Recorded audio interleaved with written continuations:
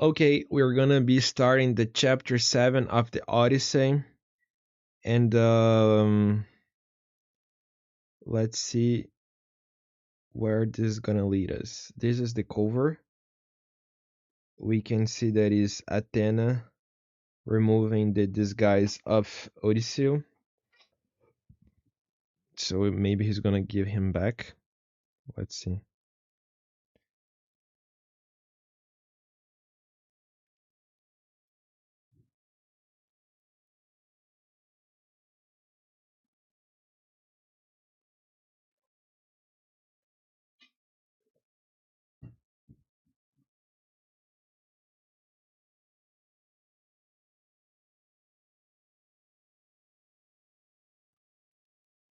Let's see. When Rose fingered down brought the morning Telemachus approached his house, where Penelope waited with the nurse Euryclea and the old seer Theoclymenus. Hail, mother, I am home from Pylos, so you may leave off your grieving for me. Light off my eyes, I was sure I was never going to see you again. Tell me all that you have learned. Menelaus was told by the old man of the sea that my father was a prisoner of the nymph Calypso, and could not come home, for he had no ships of sailors. Yet you have moved my heart, Telemachus. I can divine far more surely than your son, madam. I saw an omen. And I say that also is even now in Ithaca, and secretly preparing a day of reckoning for the suitors. May it be even so, Theoclymenus. In the meantime, Odysseus and Eumaeus had started for the town. I should have liked you to stay out and work for me, but there's that bully of a goatherd, Melanthius, son of Dolius.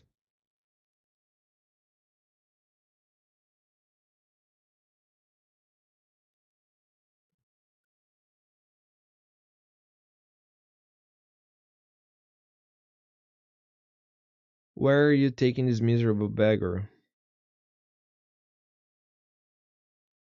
It would make anyone sick to see such a creature at table. Telemachus ordered me to escort him to town, and I must do as my master tells me. Well, then, let me send him on his way. Melanthius, thinking of attacking me with your staff, old man, I should sell the both of you abroad, and pocket the money you would fetch. Presently Odysseus and the swineherd heard the sound of the bard Phemius just beginning to sing to the suitors.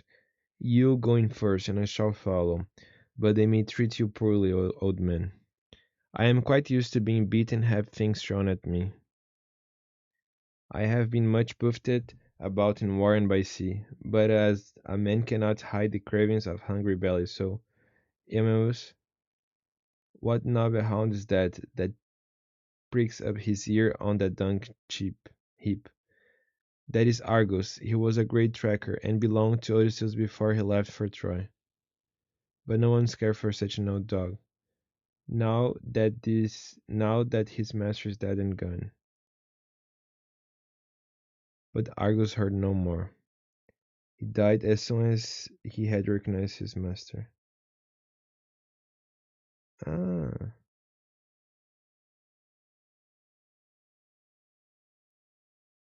And soon after 20 years away, Odysseus entered once again his own home.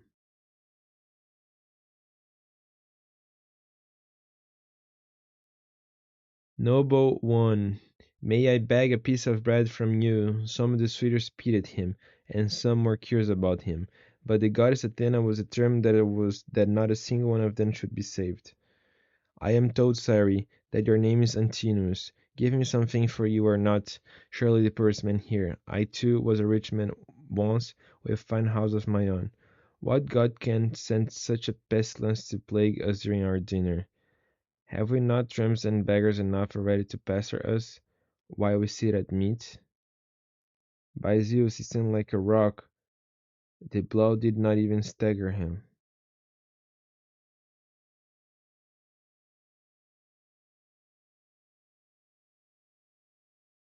What is this on his hand?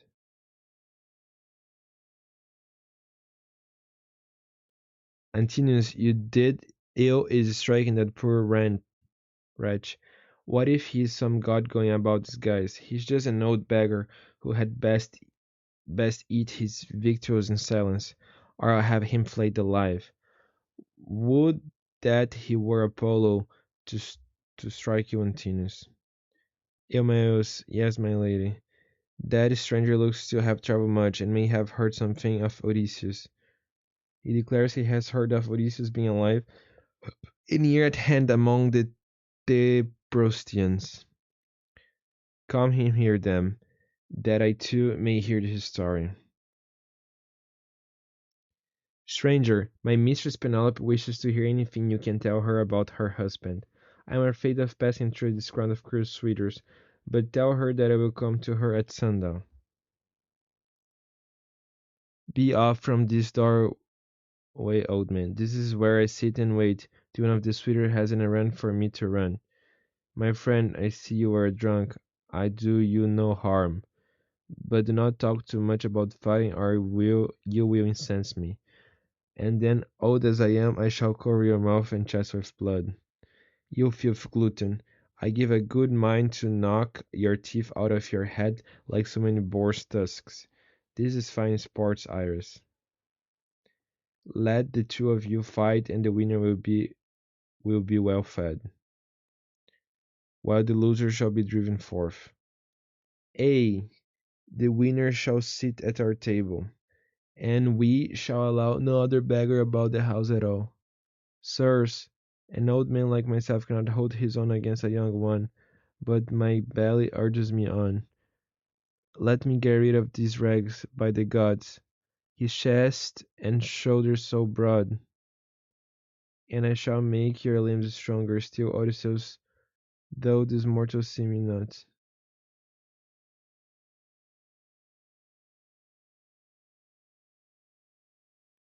There will be soon nothing left of you, Iris.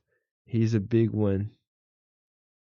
You swaggering bully, if you're afraid of this broken down old tramp, I fear no man.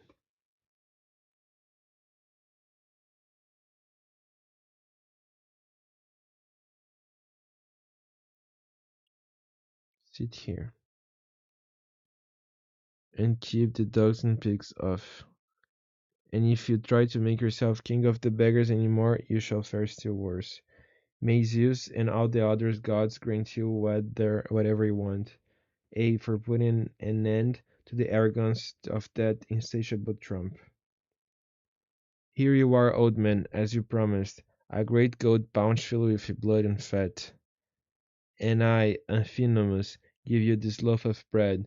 Good luck to you, father stranger. You are very badly off at present, but I hope you will have better times by and by. Amphinomus, I have heard your father well spoken of. See how your fellow suitors are wasting state and doing dishonor to the wife of one who is certain to return one day. May heaven send you home quietly first, that you may not meet with him. For once he is here, he and the suitors will not part bloodlessly. I will think of your forebodings of evil, but Athena had doomed him as well to fall. So he took his seat again. Then Athena, put in the mind of Penelope to show herself to the suitors, that they might become more enamored of her. Telemachus, how could you allow a stranger to be so disgracefully ill-treated? What if he had suffered serious injury while suppliant in our house? I'm not surprised at your displeasure, mother, but the fight between ours and the stranger did not turn as the traitors meant it to do. What do you want, Eudymachus? Queen Penelope, if all Achaeans could see you at this moment, you would have still more suitors in your house by tomorrow morning. Heaven robbed me all of my beauty when the Argives set sail for Troy, and my dear husband with them. A night will come when I shall have to yield myself to a marriage which I detest. If my lord were here, I could be respected instead of oppressed with care.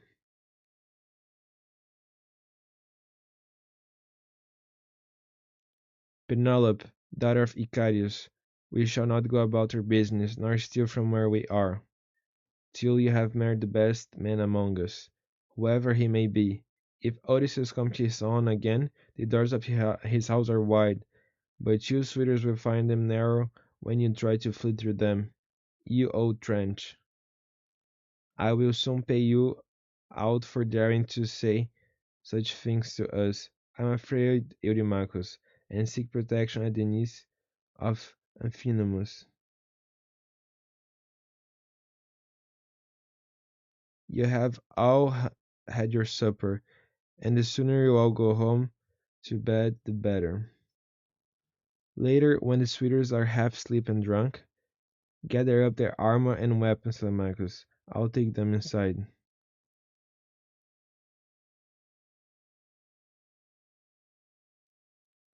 Say you are afraid Zeus may set down to quarrel over their wine, and you fear they may do each other some harm. I go to keep my audience with your mother. Old man, do you mean to plague us by hanging about the house all night and spy upon the woman? Why should a house servant be so angry with me, Milento? Be off, you old goat, or you shall be driven out of with a firebrand. Queen Penelope, a stranger, I shall first ask you who you are, and from whence have you come? Madam, who on the face of the whole earth can dare dispute with you? Then tell me of your town and parents. It was in Crete that I showed Odysseus hospitality on his way to Troy, after the winds bore him there. I remember that he wore a mantle of purple wool, fastened by a gold branch with two cats for the pin. It was I who gave Ulysses the garment you speak of. It was by an ill fate that he ever set out for that detested city, whose very name I cannot bring myself to mention. Madam, Odysseus is alive, and now on his way home. He sent me on ahead to tell you that he will return this self-same year, which the end of the moon and the beginning of the next he will be here. Would that it were so, but Odysseus will not return. Euryclea, come in and wash the feet of your master's aged mate. I suppose Odysseus' hands are feet are very much the same now as his are, for trouble ates all of us dreadfully fast.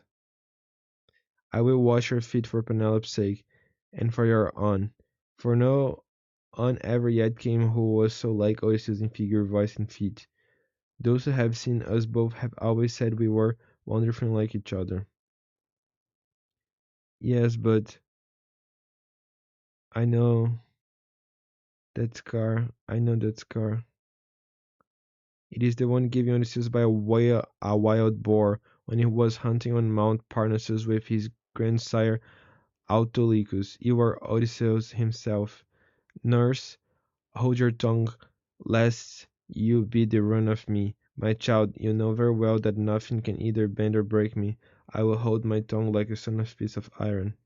Stranger, like to interpret a dream I have had if you can. A great eagle swooped down from a mountain, killed my 20 geese, then flew away.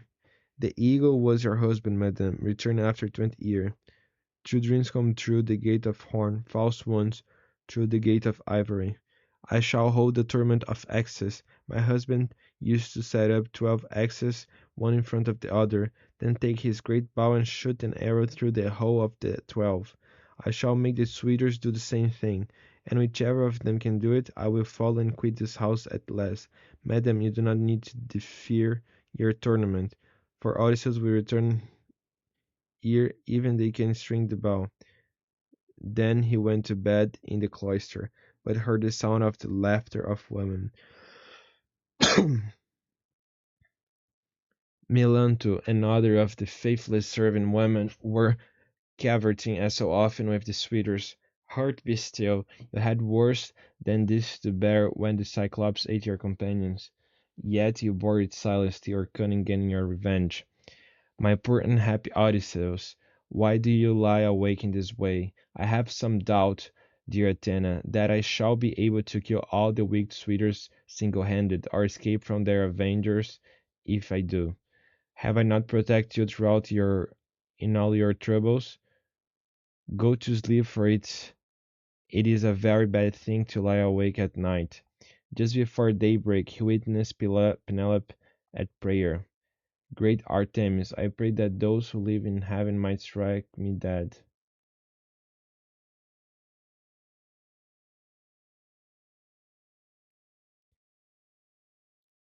Before I must yield myself to a worse man than Odysseus was. People may grieve by day if they may sleep at night, whereas my misery haunts me even in my dreams. This is very night I thought there was one lying by my side who was like Odysseus as he was when he went away with the host, and I rejoiced, for I believed that it was no dream, but the very truth itself. Father Zeus, give me a sign out of the mouth of someone among those now walking as days nears, and let me have another sign of some kind from outside. At the moment he heard a woman nearby in the mill room lift up her own voice to Zeus. "O Zeus, let this be the very last day that the vile suitors dine in the house of Odysseus." And Odysseus was glad. Okay.